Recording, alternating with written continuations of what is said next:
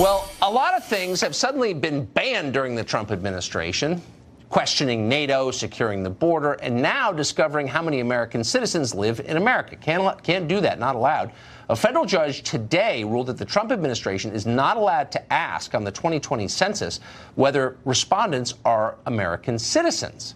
That's one of many such lunatic court rulings in the past year restricting what the president was elected to do. Judges have also blocked the end of DACA. They've ordered the continuation of Obamacare's birth control mandate. And, of course, they blocked too many migrant deportations to count. On constitutional grounds were these decisions made? Not really. Basically just political. Robert Patillo is an attorney. He joins us tonight to talk about what happened today. Robert, thanks a lot for coming on. I appreciate it. So there are a lot of ways to approach this question of whether or not the census can count people who are not here legally, who are not citizens. But let me just remind you, the purpose of the census in the Constitution is to apportion congressional districts, okay? So here's why this is a really important question. We think there are about 22 million people illegally in our country, illegal aliens, 22 million. The average congressional district is about 700,000, 710,000. So that's the equivalent of over 30 congressional seats, okay? That makes a huge difference whether or not you count. I mean, it makes a difference potentially of who controls Congress, whether you count people who are not citizens in the congressional district. So why wouldn't you need to know? Well, Tucker, 3 points on this. Point one, let's understand there's a statutory guideline. There's a law in place that the Commerce Department has to make this request 3 years prior to the census, and they missed that deadline. So just on a statutory ground, they missed the deadline. So, of course, the judge had to rule against them. Secondarily, they haven't asked this question on the census since the 1950s. Between 1820 and 1950, this question was on the census. It has not been there ever since. And the grounds that the government used to justify it was a Section 2 of the Voting Rights Act justification, which in no way, shape, or form passes any muster, because since the Voting Rights Act has been in place since 1965, the question has never, ever been asked. So if no president, no census since 1965 felt the need to use it, then clearly it's not dispositive of Section 2 of the Voting Rights Act.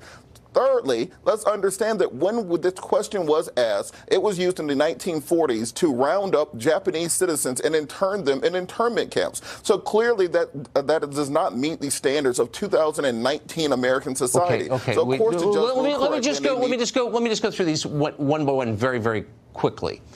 So using the Voting Rights Act as an argument against this sounds dumb to me. I agree. And there's no excuse for missing any kind of deadline. That sounds flaky. So I think that's right.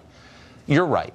But it elides the actual debate, which is, do we have a right to know who's in our country? And Democrats are arguing we don't. We don't actually have a right. As to what Franklin Roosevelt did to the Japanese, it's terrible. I would never defend that. Democrats should be ashamed of that. And I hope they are. The question, again, is, do we as a country have a right to know who's in our country? We don't even know how many illegal aliens we have. Why shouldn't we know, for the purposes of apportioning congressional districts, whether they're citizens or not? Like, that's a key question. And it's a sincere one to you. Well, Tucker, what you have to understand is there's another mechanism for exactly that. It's the ACS, the annual there's an annual census study sent to 1 in 30 households, which determines the composition of the country. That's not included in the census questions. That's how we know that there are 22 million illegal immigrants in the country right now. The reason that this is significant is we need to have an accurate count of individuals, of human beings, of live bodies in this country and households in every district, because that's how schools are apportioned. That's how emergency funds, that's how officers are apportioned. And we have individuals who are afraid to come forward, afraid to participate in the census, afraid to talk about those things, then they're not going to come forward. Look, there's no evidence of that. That's just a talking point. I mean, we don't know. No, that's not a talking point. Every independent organization said that. First of all, there are no independent organizations. No one has produced those data. That's not a knowable thing. We don't know how many people are here illegally. So by definition, we can't know how many were too afraid to announce their presence. So actually, like, the question only is, should we try to know whether American citizens are being counted in congressional districts? And they're not. So why shouldn't we?